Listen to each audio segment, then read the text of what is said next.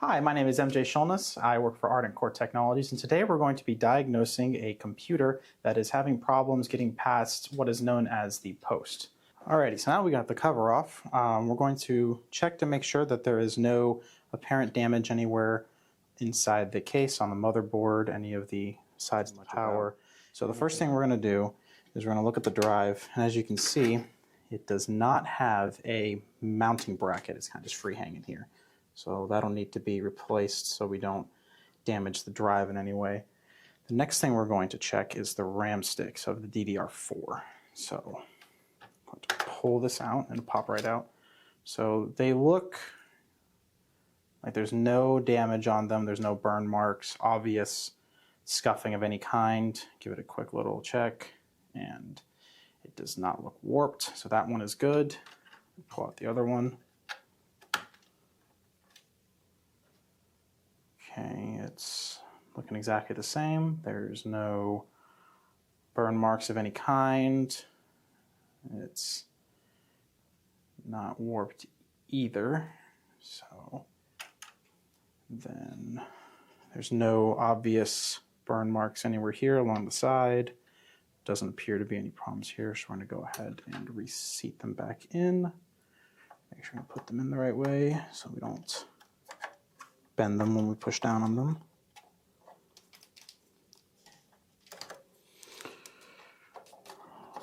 Alrighty, there we go. A little bit of pressure till it clicks. There we go, clicked. So what most likely has happened is that someone did not push down all the way and they did not click all the way. So the next thing we're going to do is we're going to remove the heatsink and check on the processor. So I'm going to take my kit over here and find the right size screw. Yep, that's it. So I'm going to remove the heat sink through these 4 screws. So the heat sink's popping off. It has some spring to it, which is good. That means that the screws are holding the heat sink down in the processor correctly. So once we get it unscrewed and we relieve the tension off of the power cord, we're going to unplug the power cord. It's still screwed in over here. There we go. So we're going to unplug the power cord right here, pushing up on the little pins. They can kind of be hard to get to. There it goes. And up and out. So processor looks good. Check the bottom. It's still got a lot of thermal paste on it, so we're doing good. There is no burn marks on the bottom anywhere. It looks normal. So we're going to leave it on the side to make sure we don't get that thermal paste everywhere. And the processor itself, going to just take a quick look at. It does not look any kind of messed up. There's no obvious scorch marks, so it does not look like a power event is what caused the computer to not post. It looks like it is most likely going to be at these RAM sticks. We're not pushed down in all the way, but we're going to keep going. CMOS battery looks to be very secure. Give it a little bit of a poke, make sure it's not going to pop out on me. Nope, it's in there. Then just going to look over on the other power connectors here. And then we're going to look at make sure there's no, same as always as the other ones, make sure there's no scorch marks anywhere around. Any obvious signs that something has shorted out, and none of these power cables are showing any kind of scorch marks or any kind of other problems. So they all look intact.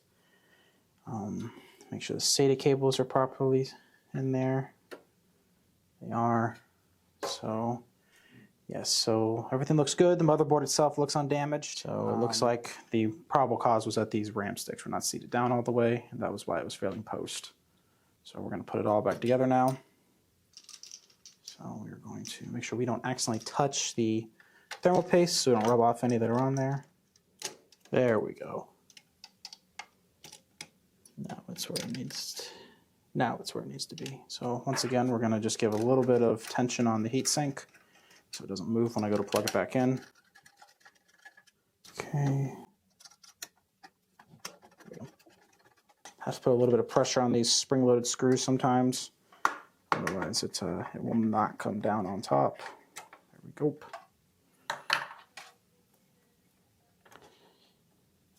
There we go, it made a click. So that means it is plugged back in.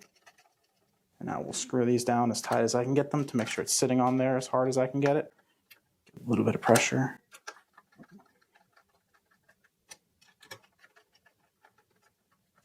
And everything's going in good and smooth. If it wasn't, I'd pull it back out and reseat it again because that means it's getting cross-threaded. Push down the RAM sticks one final time. And they're in there good and tight. And just make sure that I'm not missing any connectors. I only unplugged the one, but something could have been moved. Everything's looking tight and together. Give everything a little bit of a push. Those look good. And yeah, so that is going to be tearing down and diagnosing this computer. It's going to need what's called a sled for this before we can mount the drive, because if it's free hanging, it will move around and possibly get damaged. So, but that is most likely going to be the RAM sticks are not properly seated in all the way. So that's what caused this to not work.